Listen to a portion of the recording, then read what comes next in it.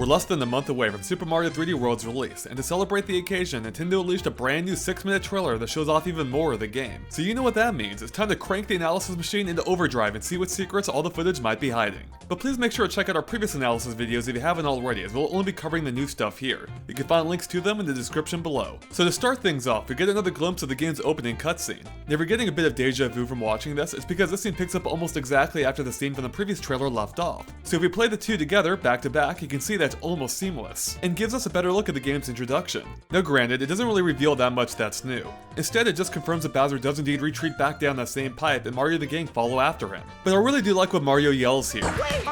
As if he actually expects Bowser to listen.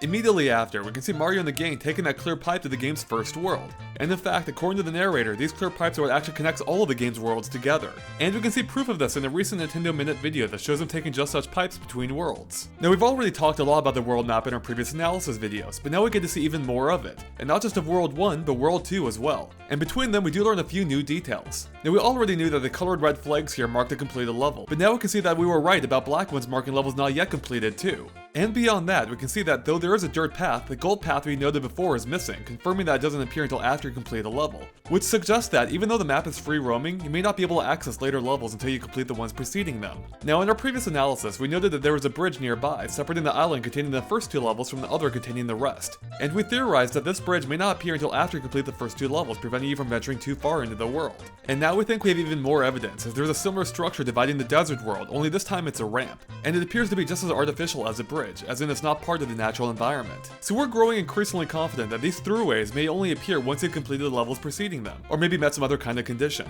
Now in this case, since we know the dark level here is level 2-3, Shadow Play Alley, that likely means the other two are 2-1 and 2-2, which means that the ramp separates the first three worlds from the rest of them. And supporting this even further is a footage of the World 3 map from Nintendo's video, which also shows a similar division, with a path here coming to a dead end before continuing along the ridge above. The only difference here is that the division comes much later in the world and might only be blocking access to the castle and maybe a level or two. We also can see that warp pipes will play some role on the world map as well, but where does it take you?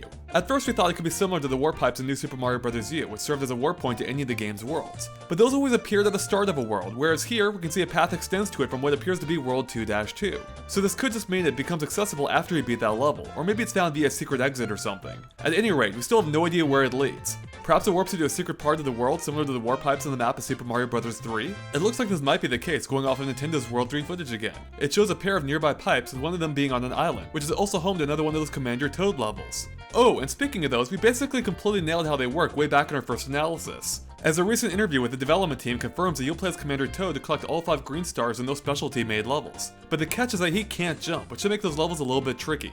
Okay, getting back to World 2. After the characters take the ramp, we can spot something else new here. A coin! And if we take a look at World 1 again, we can see there's another there too, which is the first time they've ever appeared on a world map before. And not only that, but if we look up here, we can see some bricks, including a question block, are here as well, which also marks their first interactive appearance on a world map. So it seems you might be able to collect power-ups on the world map as well, though it could just contain coins or something.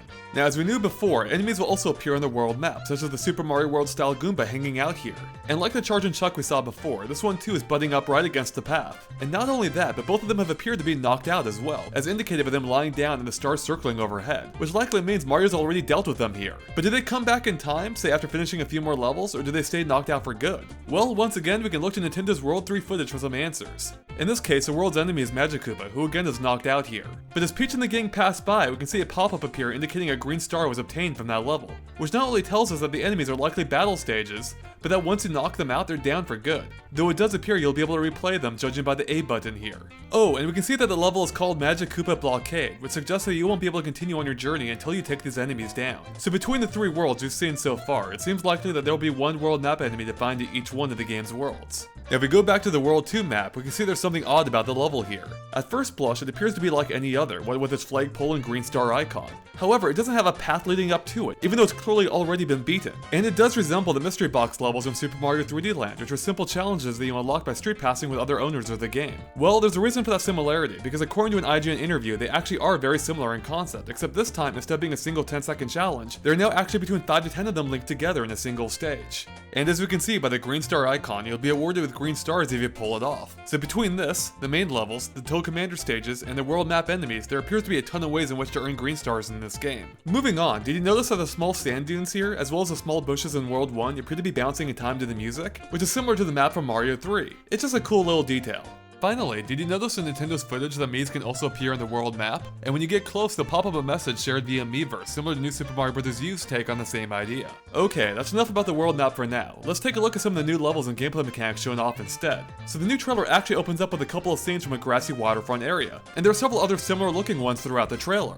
Well, as it turns out, they're all from the same level, as confirmed in a recent Nintendo Minute video. In fact, that video also confirms that this is the very first level of the game. And as we can see, the cat power-up will play a large role here, as well as ramps that allow Cat Mario to easily run up walls. In addition, thanks to Nintendo's footage, we can see that Sprixie Kingdom Citizen can be found about halfway through the stage. But what's she doing here? Maybe she'll explain what the rabbits are all about that can be seen at several points, including this one giant bunny here. Although that giant bunny will apparently give you some Mega Mushrooms, which is this power-up's first ever appearance in a 3D Mario game. And we can see it works just as it did in the 2D games, turning Mario huge and allowing him to destroy almost everything in his path, including cat bell trees and warp pipes. And in another scene, Mega Mario demonstrates how powerful his ground pounds are in this form, not only taking out all the bricks and activating all the blocks nearby, but even takes out the Cat Goomba who wasn't even on the ground. Now that's impressive. Okay, that's enough about level 1-1. Now let's take a look at some more new levels shown off. This clip shows what appears to be an autumn-themed level, one with a brown leaf pattern on the ground and similarly colored tree.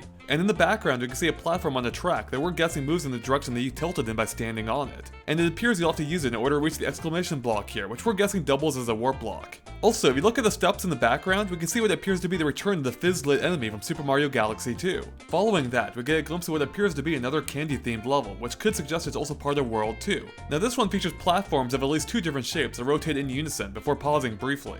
And it appears that this clip is from near the end of the level, since the flagpole is right there. The next pair of clips appear to show the start of a level featuring several bouncy platforms, including some that sway side to side. Then we have the circus-themed level, which showcases a new gameplay mechanic in the form of these trapeze bars you can swing from. Now going off of its theme, could this level be the circus from the World 1 map? Or could it be part of World 4, which matches the E3 boss fight, which also appear to take place in the circus? Oh, and did you catch the meteor in the background? It looks like they won't just be restricted to the game's opening cutscene. In fact, we can see even more meteors in the background of this next clip, which showcases a different level. This one features a slide of sorts high in the sky, but as you can see, you'll have to switch sides with jumps whenever the platforms change color, which is very similar to the Beatbox Galaxy level from Super Mario Galaxy 2. Now in that game it was timed to the music, so we wouldn't be surprised if that's the case here as well. And obviously, the double cherry item will play some role in this level, as indicated by the multiple Marios here. So maybe you're rewarded for getting as many Marios as you can to the goal. Finally, if we zoom in here, we can see a moving platform at the base of the slide that shows this level won't consist entirely of blocks, even though more of them do lie just beyond. Next, we get our first look at what appears to be a new ghost house type level that takes place on a rainy night. Except, based on the floorboards and the ship looking thing here, it might actually be the sunken ship from the official artwork. And not only will you have to contend with booze here, but it appears the entire platform will tilt based on your weight, which could make things a little tricky. And based on the fact that the green star that Luigi grabs here is the level's third one, he's probably close to the end of the level. And finally, if we zoom in here, we can see what appears to be some kind of enemy moving around in the background. But what is it? We really have no idea. We also get a look at what appears to be yet another ghost house, where the new beambox item will be used. As you can see, not only is it useful for lighting up dark areas, but it can also destroy ghosts by casting the light onto them for a short amount of time, including the Peepas who return from Super Mario 3D Land and the Big Boo here. But did you catch the soul that appears to leave the Peepa's body when they die? I thought they were already dead! Poor guys. Oh, and that circular section of carpet here appears to be what Mario's riding on in the next clip. And it looks as if it may drop at some point, as the level continues below with more Peepas, a red ring, and what appears to be a yellow POW block. Next up, we have this clip that shows off a squarish looking guy who tries to crush you with a spiked platform. But since he only takes up a quarter of it, does that mean there were originally several more of them here too? Also, we can tell by the fact that he's gripping the platform with his hands that he's actually not part of the platform itself, which of course is further shown when Mario destroys the platform entirely. And did you spot the holes in the floor? We wonder if those will drop out throughout the battle, which might hint at the fact that this could actually be some kind of boss fight, as opposed to a normal enemy. Supporting this is the low timer, which means this may be toward the end of the level. Another clip shows some kind of forest-looking area, complete with monster-sized Mario World-style Goombas. So it's a good thing Mega Mushrooms can be found here to help take them on. Now based on those enemies, we wouldn't be surprised to see supersized versions of other ones pop up throughout the game. But perhaps the coolest new level shown off is this train one, where our heroes ride on one train while dodging giant cat bills fired from another on parallel tracks. Now the interesting thing is that this level appears to be an auto-scrolling one, suggesting that the train you're on is actually quite long. If we take a look at this recently released screenshot, the opposing train appears to be pretty short, which means it'll likely keep pace with you throughout the level. This screenshot also confirms a Mega Mushroom will be appearing in this level too. And finally, we can't help but wonder where that warp pipe goes. Does it just lead to a bonus room, or is there more to it? Okay, and that covers for all the levels that we know for sure are new. But there are several other clips that are a little bit more ambiguous, such as this one, which could either be a new level or part of one that we've already seen. At any rate, it shows everyone performing a group ground pound in order to alter the color of the bricks. Wait a second, that's actually a giant 8-bit Mario. Yep, looks like Luigi's not the only one to get some retro love here. Also, did you catch the baddie box that spawns bombs in the back, confirming both are back as well? Then there's this clip which shows off a level featuring vertically moving gates that temporarily block the way to a green star. And we can see the shadow of yet a third gate to the left here that not only shows that they'll likely play a large role in this level, but that they also won't all move at the same time. We then have this underground clip that shows a 2-level cave with clear pipes connecting both halves. And then there are a bunch of clips that showcase even more levels that we've seen before. Take this one for example, which shows a sunset level we've seen previously. But this clip confirms what we suspected about those end pieces on some clear pipes that will launch you into the sky. We also get a better idea of how big of a role those ant enemies will actually play in this level, and it seems to be pretty big. And did you catch the one on the left here dragging a cat bell power up behind him? And this second clip gives us a closer look at the part of the level that Mario just launched to. Yeah, there's not that much more to see, but it's cool to see it up close. Then we get another look at a desert level that we've seen before, but thanks to the footage of the World 2 world map, it looks like this level will be 2-1 based on the bird found here. And we finally get a decent clip of the beach level we've primarily seen only in screenshots. And we now have confirmation that you can indeed ride inside the Koopa shells that you commandeer from those poor Koopa Troopas, allowing you to zip around the level. We can also see that the sand Goombas appear to be harmless sand sculptures, but we suspect that there's more to them than meets the eye. Can you destroy them with a Koopa shell perhaps? Oh, and did you catch the charge and chuck just barely visible before the scene changes? Looks like you'll be battling them here too. And finally, if we pause the clip here, we can see a squarish hole in the sand dune that hides some kind of secret. And if we play the clip back and forth, it almost looks like a red coin spinning around inside. But what does it do? And how do you even get to it? Maybe there's a hole on the other side of the sand dune they can enter through. After that, we get another look at the Japanese-style temple we've talked about before. But this time we can finally get to see how Mario acquires his Goomba disguise. By decapitating a Goomba, of course. Okay, so maybe it just pops out of him instead, but still looks pretty violent. And you can see its immediate effect on the remaining Goomba, who's completely convinced by Mario's disguise and leaves him alone. Also, what's the deal with the pair of P-switches here? Are they tied to the doors here in some way? And it appears there will be multiple levels to this interior, judging by the floor above that we can barely see in the top left corner. Alright, and that covers it for the levels themselves, but there's still a few more things left to cover, such as the fact that the white Tanuki suit is back and functions just as it did before, appearing after you've died several times and allowing you to turn invincible and destroy anything that touches you. Nice! Next up is this clip of the lava world that we've seen before, but this one starts just a bit earlier, allowing us to see a clear pipe in the background. But this one has a cover on it, seemingly preventing you from going back. So it seems that some clear pipes will indeed be a one-way street. And then we get yet another look at World 1-5 with a sea creature you can ride. But this time we actually learn her name, which is Plessie. Sounds sort of like Nessie, doesn't it? Okay, and that covers it for everything in the trailer itself, but let's take a look at the Nintendo Minute footage again as it reveals yet a few more things. First up are a few interesting structures on the World 3 map, such as this odd-looking building on the left here. Could it be some form of Toad House? And then there's a statue of Bowser here, which doesn't appear to be a level itself. What's the deal with that? And then there's a slot machine just further up, which we're guessing is a minigame of some kind. Though as one of our viewers, Comical Shades, points out, it's also reminiscent of the slot machine game found in Super Mario Bros. 2, which makes sense given all the other throwbacks in this game. We also learn the names of a couple of levels, such as 3-7 Switchboard Falls. But perhaps more importantly, we finally learn the name of the snow level we've seen so much before in the previous trailers, being 3-1 Snowball Park. And we even get to see more of it in action too. Now we already knew there'd be a propeller hat somewhere in the level, but now we can see where it's hidden. It's right behind the tree here.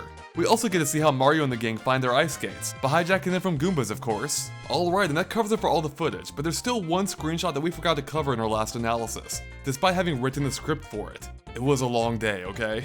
And it gives us our first in-game look at Pom Pom, who returns from Super Mario 3D Land. And based on the arena, it looks like she'll retain her role as a boss, likely at the end of a castle or fortress type level. Now as you may have noticed, there are actually 3 of them here, and they all appear to have learned how to use a new move, throwing ninja stars. But not all 3 of those ninja stars are created equal. While 2 of them look the same, one of them is pink, sparkly, and has a bow.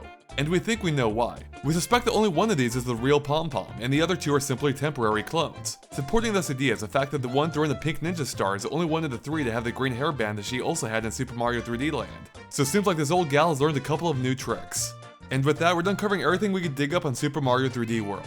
And like always, let us know if we missed anything by posting in the comments. If you liked our analysis, please make sure to like us on Facebook or follow us on Twitter at GameXplain. There are even super easy to click links in the description below. Thanks for watching, and make sure to keep an eye on GameXplain.com for more on Super Mario 3D World and other things gaming too.